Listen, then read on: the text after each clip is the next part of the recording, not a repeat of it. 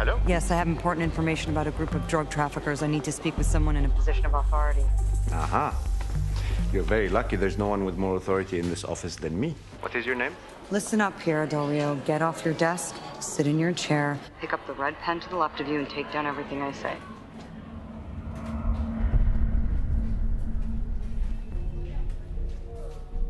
There are no cameras. Hurry up. I have no time to waste. In the new film Lucy, Scarlett Johansson plays a woman who is accidentally exposed to a drug that enhances her mental and physical powers, enabling her to take down an international drug ring all by herself. Welcome back, and we're going to talk about Lucy a little bit. Now, first of all, I like Luc Besson, and I think he's someone who sort of was raised on American commercial films, but he always, as he does in this film, at some point, with the exception of The Professional, devolves into this sort of B-movie, European graphic novel, heavy metal type of thing.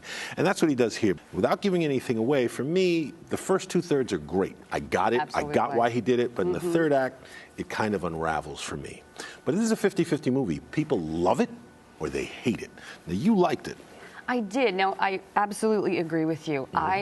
I feel like there's 3 stages to this movie. And you like the premise, too. I absolutely like the premise, but I wasn't sure I was going to enjoy the film. And I sat down thinking, not knowing what to expect, and immediately was drawn in. And then it fell apart for me. I felt that they didn't go where they could have gone with it. They had a very interesting premise. Visually, it's striking, especially the scene where the drugs go into her system. Absolutely love that, and how it counts down the percentage of her brain that's actually functioning. Did you like the jump cuts of nature footage and all that? At first I did, absolutely, but then they lost that. They lost that sort of unique element, and it just fared into B-movie territory, and it was implausible, and of course a lot of the movie was implausible, but the action sequences and everything, it lost me. Now, Matt, you on the other hand didn't think the premise was that interesting to begin with. You didn't really like the movie. You thought it was corny, and, you know, this didn't move you. I would say more generic watching it. It kind of just felt like every sci-fi watch in a way. I watched it with a public screening, too. I didn't get to do the press screening, which is really interesting because a lot of people came expecting Scarlett Johansson just to be an action hero, kind of like the Black Widow got her own movie. Right. That didn't happen, obviously. When I walked out of the theater, I mean, my mind kind of exploded. Have you seen Scanners? Of course, of course. Scanner style everywhere. Okay. That's how I felt movie. about it. But the entire screening was silent. Everyone else, the public, no one got what they wanted.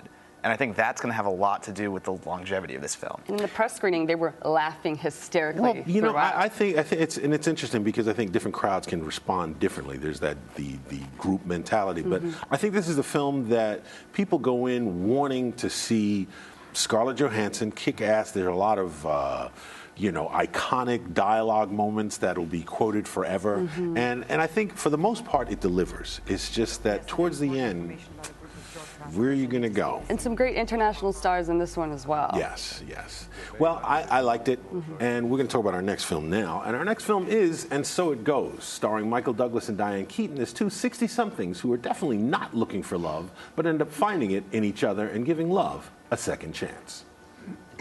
Last time I had sex, I tore my ACL. Is this relevant to anything? Well, I just thought of some information that you should have. Is this by any chance some pathetic attempt at flirtation? Well, when you put it that way, no. Good night, Oren. Now, Matt, I'm going to start with you because I think you really didn't like this movie. I think I'm somewhere in between the two of you. I think Justine liked it a lot more than I did. I thought that this movie it's a solid film. It's well done, it's well acted, but there's absolutely nothing about it that makes it stand out. And unfortunately, both Diane Keaton and Michael Douglas can do these roles in their sleep. They're both effortlessly charming, but they're playing characters who are not very charming. So it's a little bit of a struggle, and it a little bit, in my opinion, tries to be relevant, and it's not. And they even do things, they stick this young black couple in there to kind of, look, it's inclusive, and it just feels like that's what they were doing. So why didn't you like this movie? I mean, you mentioned before about Most Wanted Man not having a heartbeat. This is beyond that. I mean, this is lifeless. Lifeless? Would that be in a a quote? way, because again, how many rom-coms do you see that run the same route? And this is kind of the lowest kind of common denominator here of that. And it's sad to see because Rob Reiner is so good. And you think back to This Is Spinal Tap and just go back and his whole entire catalog. Rob Reiner said something very interesting recently, which is that those films that he just mentioned wouldn't be made today. And I wonder if the problem today is the fact that they're not putting enough resources into making these kinds of movies. For instance, script rewrites, or perhaps, you know, knowing when it's not working and maybe taking the time to work more on the production. But you said you like the fact that it's about people who are a little older and giving love a second chance. Absolutely. And those are things that work for you. Absolutely. But, you know, the thing that the concept of the film that I really thought was interesting, that I wish worked better and was explored more, is the fact that they've both lost spouses. And it's sort of, you know, being in your late 60s and going, okay, and now what? And also feeling your own mortality because of that. And I wish that that was a bigger element in the film, but it just fell flat. It was a lot of wasted potential in a way. There's exactly so much pedigree. Rob Reiner, Oscar winner, Michael Douglas, Diane Keaton, and the writer who wrote a great film. As good as it gets. As good as it gets, and I guess that was as good as it got. That was as good as it got for him. Zing. We have to move on, and we'll be back. Coming up. Willing to face the dangers of the open sea, 30 men and 1 woman set sail to Europe in search of a better life. The Pirogue, next on Arise on Screen. On part ce soir? Got l'argent.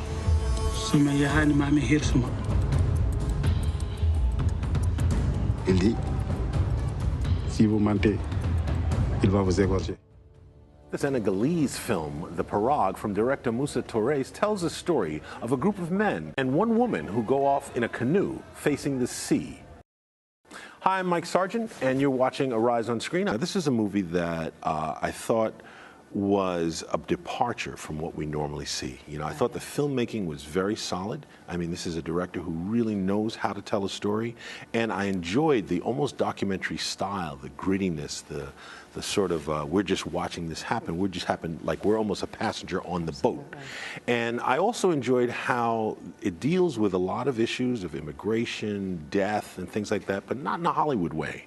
Definitely in a way where, you know, they'll pan by and someone's died and you're not even sure who it was. And that's just how it is, where death comes and it takes you and you're not even sure who some of these people are, but you feel the loss and you feel the sense of what it is that they're going after here. I enjoyed this movie a lot more maybe than I thought I might, and I was moved. And I think you felt similarly, Justine. Well, I interviewed the director a few years ago in Cannes, and one of the things that struck me during our interview that he says, look around you at the men selling umbrellas to all of these very wealthy people in the south of France. They're Senegalese, and they came here in the way that the characters in the film did. And how differently I all of a sudden looked at these people. Bought a lot of umbrellas, for sure. But how differently I think a film like this could make anybody look at the immigrants in their country. A similar film is called Una Noche, which depicts a more personalized immigration experience of coming over on a raft from Cuba. And it will absolutely, once you see it, make you really think about the sacrifices and the risks that people take just to get to a better life. Or what they dream is better. Now, you, Matt, you thought, again, you enjoyed seeing this perspective and it opened your eyes a bit. Tell me. It did. The whole global perspective, we have our own views on immigration, and we get to see it in a new light here. And it's, like you said, very gritty, very grounded. And I've really found interesting the treatment of death in the culture specifically. As you mentioned, it just pans over people as they don't wake up, in a sense. If this is an American movie, there would be some big to-do about the death. They'd have a last gasp of air. There'd be some speech at the end, and we would see them in their last takes. I agree with you, and I think that that's part of the power of the movie. Sort of, it has a quiet power where you realize after a certain point, like what they thought was going to be a 7-day journey was a great deal more. So our final film is Magic in the Moonlight. It's the latest from Oscar winner Woody Allen. It stars Emma Stone as a mentalist who might or might not be a fraud, and Colin Firth as a magician who's made it his life work to debunk such people. Because I'm a rational man who believes in a rational world. Any other way lies madness. You'd be happier if I was a fraud, because then your whole fixed worldview wouldn't be shaken up. No, it's quite the opposite. If you knew how much I don't want you to be a fake. Oh, but think how embarrassing it would be for you. Your whole life, you spent publicly crusading against spiritualism, and then you'd have to come out with it and say that you were wrong. But I'm not wrong.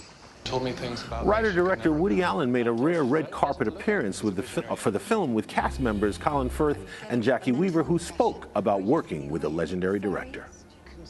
I've heard stories about actresses doing Woody Allen films and not ending up in the final cut. I was quite relieved to see that I'm still in the final cut. None of us wanted to be the first person in history to be bad in a Woody Allen film. Well, I like this movie.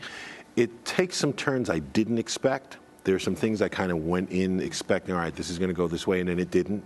And then when it actually turns back and goes sort of in the way that you expected, you kind of go, okay. But I have to say, it didn't have that sparkle that you want from a Woody Allen movie. And Justine, I think you felt similarly, though you really didn't like the May-December Romance. Well, last year around this time, Blue Jasmine came out. It's one of his best films. I think it's one of the best films that's come out in a long time. So expectations going into this were very high.